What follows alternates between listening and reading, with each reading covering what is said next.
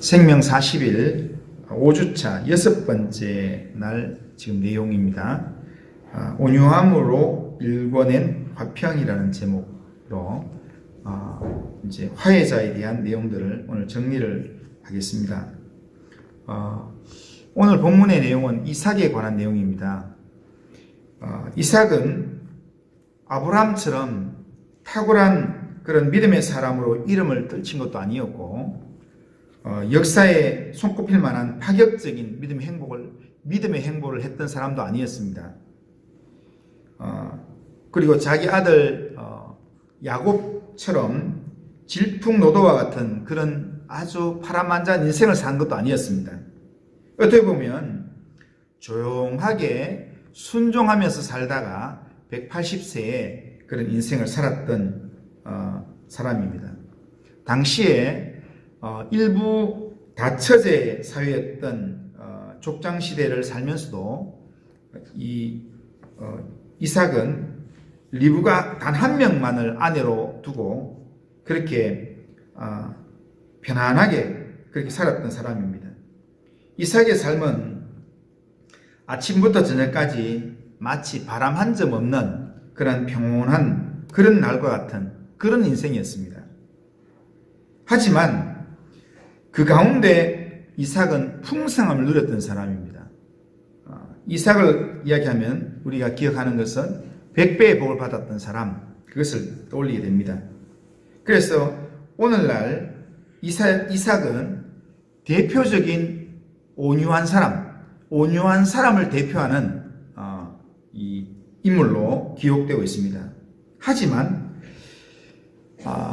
그렇다고 해서 이삭의 인생 가운데 환경이 평생 아무런 문제가 없이 그렇게 평안했던 그런 환경은 아니었습니다. 이삭의 삶 가운데는 이삭의 평화를 위협하는 내용들이 많이 있었습니다. 이삭의 삶 가운데 흉년이 들어서 결국에는 자기의 거주지를 옮겨야 되는 그런 상황도 생겼고, 거지를 옮겨서 그랄 지방으로 가서 거기에 거주할 때에 그곳에서 묵묵하게 농사를 지었더니 하나님께서 100배의 복을 주셔가지고 잘 됐습니다.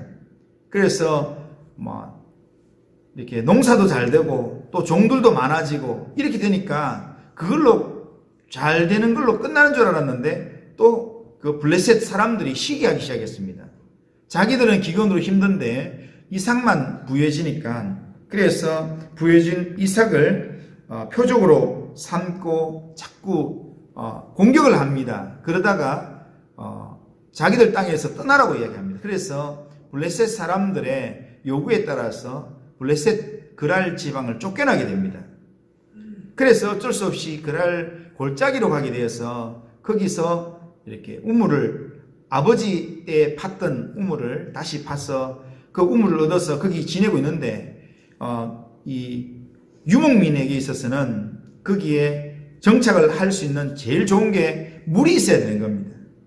그런 측면에서 물을 발견했을 때 이삭이 참 이제는 여기 있으면 되겠다 했는데, 거기도 그랄 목자들이 와서 여기 그랄 골짜기가 우리 땅이니까 여기도 우물 우리 거니까 떠나라 해서 이삭이 또 그것 줘버리고 또 떠나게 됩니다.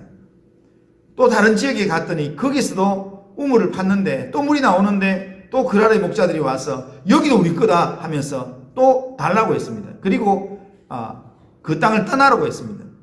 그래서 이삭이 또 거기도 내줘버리고 그리고 또 다른 지역으로 가게 됩니다. 그렇게 가면서 그러면서 지금 이 이삭이 계속 빼앗을 때마다 줘버리고 그리고 또 새로운 땅을 향해서 가면서 하나님 앞에, 하나님, 저 사람들이 나하고 다투어 가지고 이 땅을 빼앗아 갔습니다 라는 이름으로 이름을 하나씩 붙였습니다. 에색이라 신나라 이렇게 불렀습니다. 그리고 난 다음에 또 다른 장소에 가서 또 우물을 팠는데 거기서 물이 나오니까, 그러니까 그랄의 목자들이 이삭은 가만히 건드리면 안 되겠다, 가는 곳마다 우물을 다 이렇게 팔 때마다 물이 나오는 거 보니까 이거는 신이 도와주는 사람이다. 함부로 건드리면 안 되겠다. 이런 마음에 거기를 건드리지 않았습니다. 그러니까 이삭이 하나님께서 이제는 여기에 정착할 수 있게끔 내 땅을 주셨다라는 마음으로 로봇, 넓은 땅이다라는 그런 이름을 붙이면서 하나님의 이름을 부르면서 거기에 정착하게 되었습니다. 그 장소는 이렇게 그날 목자들한테 뺏기지 않았습니다. 유목민으로 살았던 이스라엘 백성들에게 늘 한 가지 스트레스는 적들의 공격을 피해서 자기들을 보호할 수 있는 장소, 그리고 물을 마음껏 얻을 수 있는 장소, 그것이었습니다. 그러니까 그런 장소를 얻는 게 항상 부담이었는데, 그런데 이삭은 그날의 목자들이 쫓아내는 데마다, 가는 데마다 우물을 파면 우물이 나왔습니다. 힘들게 우물을 파는데 그 우물을 달라고 하면 줘버리고 또 다른 지역에 가서 또 우물을 파면 또 우물이 나오고, 그렇게 하면서 이제는 이삭이 로봇이라는 넓은 장소에서 이제 자기 가족이 이제 편안하게 지낼 수 있는 땅을 확보했습니다.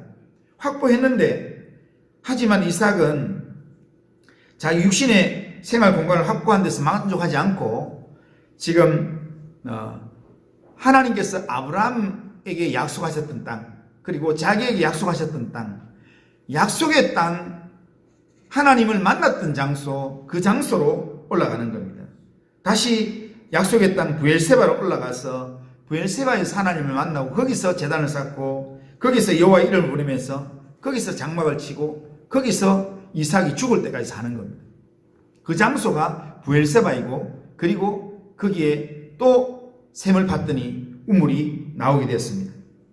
하나님께서 이삭의 평생에 이삭이 물 걱정하지 않도록 가는 곳마다 이삭의 삶을 함께 하시고 도와주셨다는 겁니다. 이삭은 온유함을 통해서 화평을 얻었고 또 화평케 하는 사람이었습니다. 여기서 말하는 온유함이라는 게 성경이 말하는 땅을 기업으로 받는 것을 말합니다.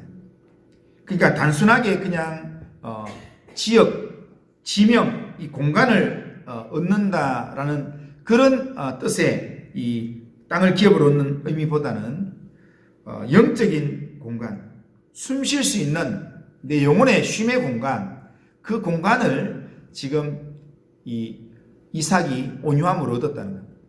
이삭이 실제로 이 중동 지역에 이스라엘 가보면은 우물이 우리나라 우물처럼 그냥 이렇게 조그만하게 파는 그런 내용이 아닙니다.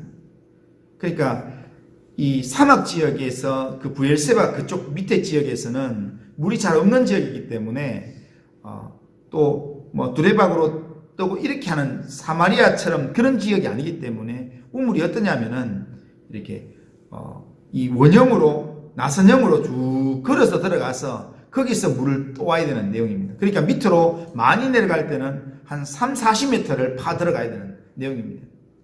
그러니까 아주 이렇게 넓은 웅덩이를 이렇게 나선형으로 이렇게 돌아서 들어가면서 한 3, 40m를 파고 들어가서 우물을 이렇게 발견해서 그렇게 물을 그렇게 힘들게 얻은 우물인데, 그런데 그 우물을 달라 한다고 우리 거다 하면서 달라 한다고 그냥 뭐 할 테면 해라 하면서 주고 또 다른 거 파고 그 정도의 내용이 아니라는 겁니다. 오늘 우리의 삶을 보면 실제로 그냥 쉽게 내주는 정도가 아니라 우리의 인생에서 진짜 중요하게 생각하는 전부를, 우리의 이 하나밖에 없는 집을 내줘야 되는 그 정도의 희생을 따르는 그런 내용일 수도 있습니다. 그런데도 불구하고 이삭이 그렇게 할 수 있었던 것은 이삭에게는 진짜 복은 이런 육신의 눈에 보이는 복이 아니라 하나님이 내한테 주시는 복이라는 것을 믿었기 때문입니다. 하나님께서 나에게 주시는 복이 진짜 복이라고 믿었기 때문에, 늘 하나님을 바라보고 있었기 때문에 하나님을 믿는 믿음 안에서 하나님이 내 영혼에 쉴 만한 공간을 하나님 주신다라는 믿음으로 하나님이 주시는 것 내가 누리기까지 나는 그냥 내가 양보해야 되면 양보하겠다라는 마음으로 살았다는 겁니다. 그러니까 하나님을 전적으로 의지하면서 하나님의 관점에서 있으니까 이 중요하게 생각하는 이 내용도 그냥 포기할 수 있는 겁니다. 그렇게 포기하면서 그렇게 나아갔을 때, 그럴 때 하나님께서 이삭의 가는 곳마다 그렇게 남들은 그렇게 파도 물이 안 터지는 그런 장소에서 이삭은 땅만 파면 물이 나왔습니다. 가는 곳마다 물 때문에 고민하지 않도록 하나님께서 만들어 주셨다는 겁니다.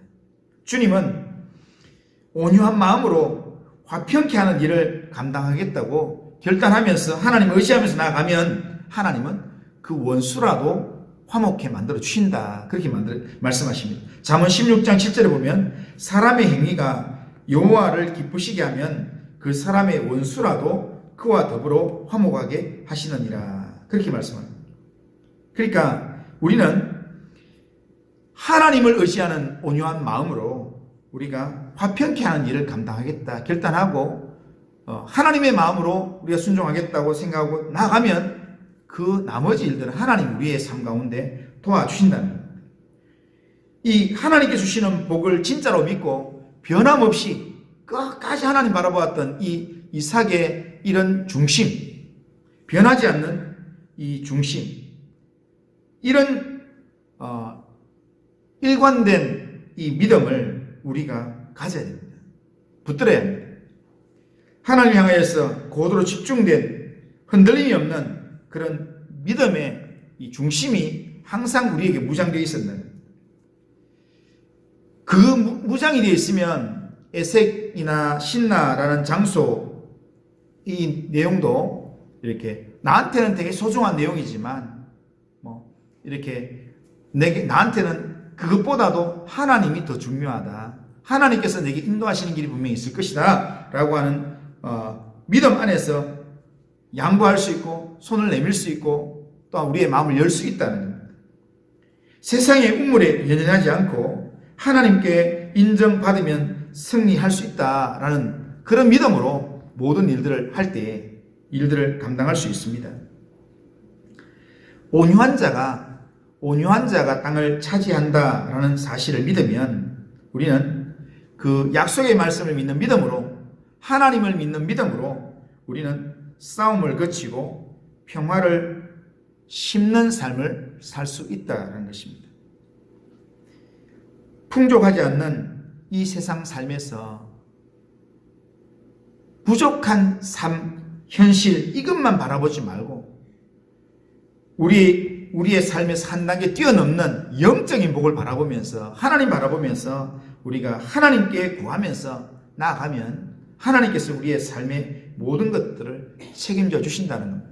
평화의 사람 이삭처럼 정오가 사랑으로 변할 수 있도록 우리가 갈등이 화평으로 무력화되는 그런 차원까지 나아갈 수 있도록 하나님을 전심으로 의지하는 믿음의 결단을 하고 또한 믿음의 행동을 할 수 있는 그런 삶을 살 수 있으면 좋겠습니다. 이삭은 우리에게 중요한 이 화해자의 모델로 우리에게 이 모델을 제시해주고 있습니다. 이삭은 평화의 사람으로서 그는 아주 탁월한 역할을 감당했습니다. 그런데 이삭이 그렇게 탁월한 게 별로 없습니다. 그에게는 오로지 하나님으로부터 오는 그 복을 바라보면서 하나님께 자기 인생을 완전히 맡기고 살았던 것 그밖에 없습니다. 그렇게 살 때 하나님께서 이삭을 통해서 모든 갈등이 다 해결되어지면서 나중에는 사람들이 찾아와서 이삭과 화해를 하자고 화친을 맺자고 이야기하게끔 되게 만들고, 그리고 이삭이 가는 곳마다 이삭이 하는 일들마다 하나님께서 형통하게 만들어 주셔서, 그래서 우리가 일반적으로 이삭 이야기하면 정말 아무 문제 없이 평안하게 살았던 사람이라는 인식이 들 만큼 그런 인식 속에 하나님의 복을 누리면서 살았던 사람으로 우리의 기억되는 것입니다. 오늘 우리에게 주어진 이 저녁에 이 밤에 기도하면서 우리가 다른 사람이 아니라 정말 화목의 사람이었던, 화평의 사람이었던 온유한 사람 이삭을 우리의 좋은 신앙의 모델로 삼아서 정말 주님을 온전히 의지하는 그런 믿음으로 하나님께 모든 걸 맡기면서 그러면서 우리의 이 모든 일들을 해 나갈 수 있도록 감당해 나갈 수 있도록 하나님 우리를 하나님의 도구로 사용하여 주시옵소서. 그렇게 기도하면서 하나님께 가까이 나가는 우리 모든 성도님들 다 되시기를 주님의 이름으로 축원합니다. 자, 우리가